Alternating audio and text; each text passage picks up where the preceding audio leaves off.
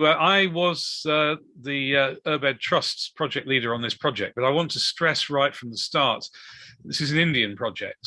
So Nick inspired SCAD to want to build this home.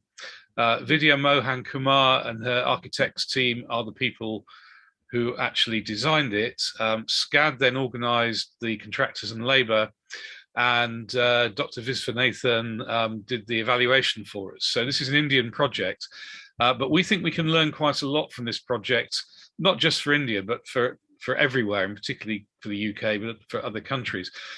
So my job today, having heard how fantastic the eco home is, and I feel very proud of having been involved in the project, having heard Girish, is to, as it were, knock it down a bit, because what I'm going to do is provide a provocation, and what I hope is that from this provocation, we'll hear some really great ideas about dealing with some of the challenges that we still face in getting this kind of project, this kind of house built everywhere. Now, of course, the technology is going to be different for the UK. For example, in Tamil Nadu, wood is a much scarcer resource than it is in the UK. So it's not really available quite so easily as a renewable building material as it is in Europe, say. So there will be differences in the technology, but underlying the technology are cultural issues and economic issues that I think we need to talk about. So Nick made the point that this is not actually a house that conforms to what is rapidly becoming the normal expectation in many parts of India. And this is obviously a generalization, but there's a very powerful concrete industry in India. And everywhere you go now, you see concrete frame buildings with concrete block walls. The aspiration is to have lots of glass in your home and to have air conditioning. And as Girish mentioned, we've actually overcome the need for air conditioning, but that's the expectation that many people have. And so in some ways, the home we built is fascinating because it contains many traditional elements that have been very common in India for centuries, millennia even. And yet somehow those traditional methods of building are either being forgotten or ignored in favor of what people regard as a more aspirational form. So, for example, the scheme, as Girish said, is separated from the ground, and we used recycled stone in the project to achieve that. So building out of stone rather than concrete, which required masonry skills that are becoming quite scarce now. It used a novel technique called rat trap bonding, which was developed by Laurie Baker, who was a British architect who went to work in India in the 1940s, air cavities in the walls, which helped to insulate the home. So that's clearly not a concrete frame with concrete blocks in it.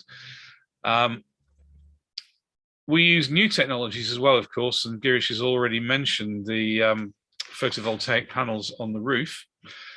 And that's a novelty. Interestingly, although India has a lot of sun, at the moment its solar industry is still very much in the developmental phase. Internally, aesthetically, it was decided to use a form of mud plaster, which is very traditional in India. And I'll just say in a moment why that's an issue.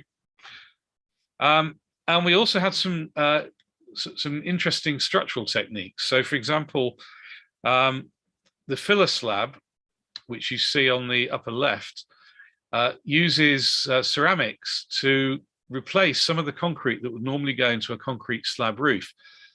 This reduces the weight of the roof, but specifically, it also reduces the amount of concrete. And of course, concrete is one of the most environmentally damaging materials that we use at the moment, and it's ubiquitous. We find this everywhere. And so by using the structural strength of the concrete, but in a matrix rather than in a slab, you get a similar kind of strength. But the challenge there is that some engineers were perplexed by this method of building because the normal Indian building standards are for slabs.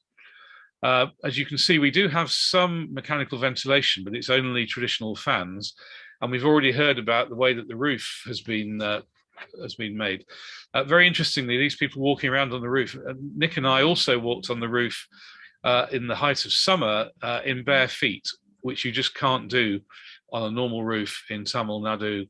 But again, that's not how roofs are normally built in Tamil Nadu.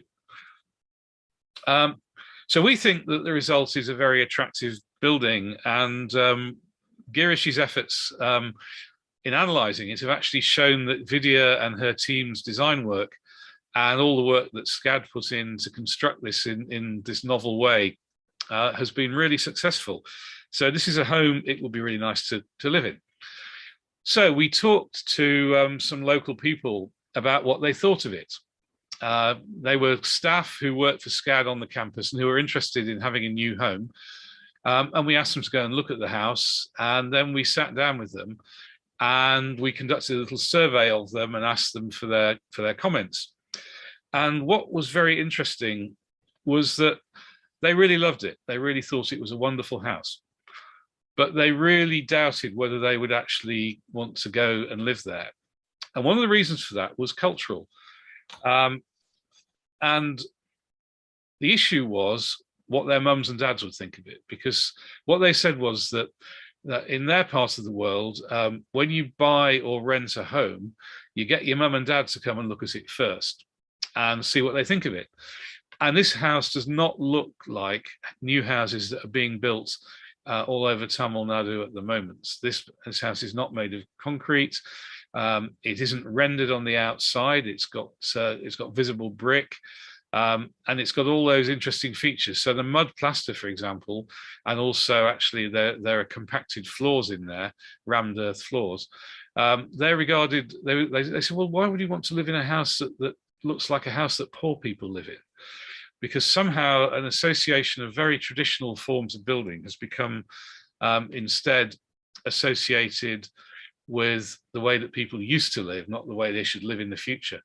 And I think this is very analogous. I spent a lot of time at CABE conversing with British house builders about the style of British house building, which is really not very sustainable at all. Now here, exposed brick is the thing, but they said, well, no, we don't want to build in new materials because people are used to these materials and they don't want to change. And why should they change when that's what they're used to? And so we don't make our bricks like these bricks were made, which is principally sun-dried with a bit of baking to finish them off. We actually bake them at a very high carbon-intensive level.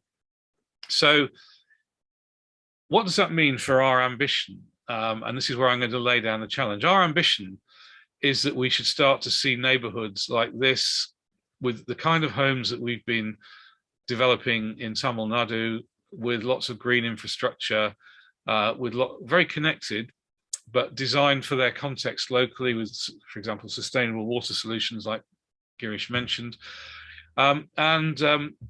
Charles, who's with us here from SCAD, had some local architects draw up the vision for a neighborhood with homes like the one that we piloted.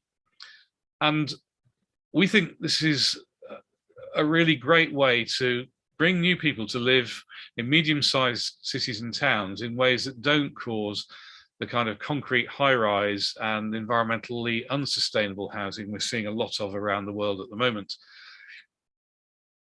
But we learned a lot from this pilot, and three things stand out for us that I think are common issues for today's session. The first is we need to build a market for homes that are green and sustainable.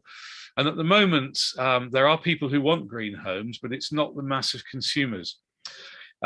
So building the market, the consumer may say, my mum and dad won't like it, and there's no air conditioning. How do we deal with that?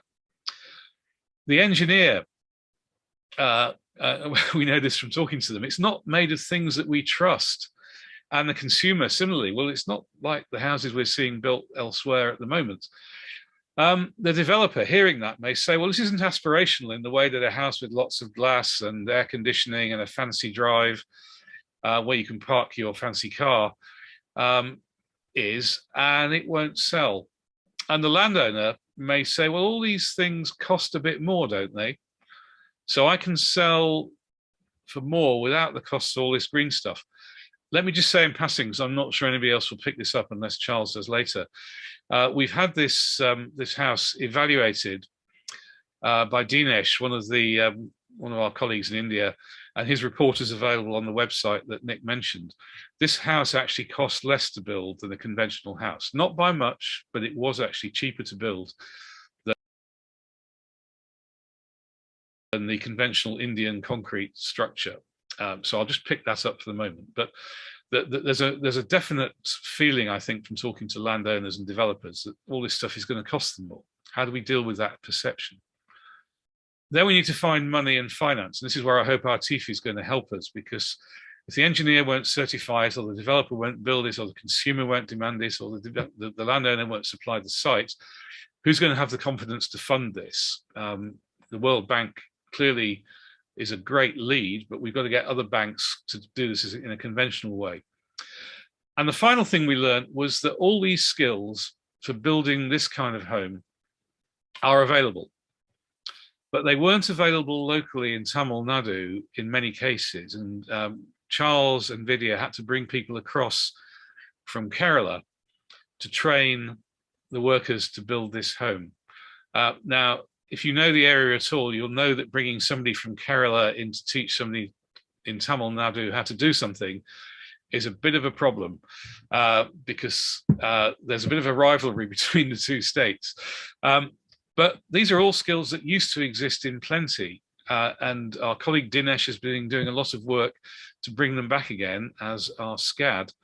But we've got to build the skills in the workforce. Now, in India, that's one set of skills. In the UK, it's a different set of skills, although some of them are similar, but some of the skills are going to be different. But we need workforces who can build these homes and who can maintain them and who can extend them in the future in ways that are compatible with how they've built how we've built them in the first place.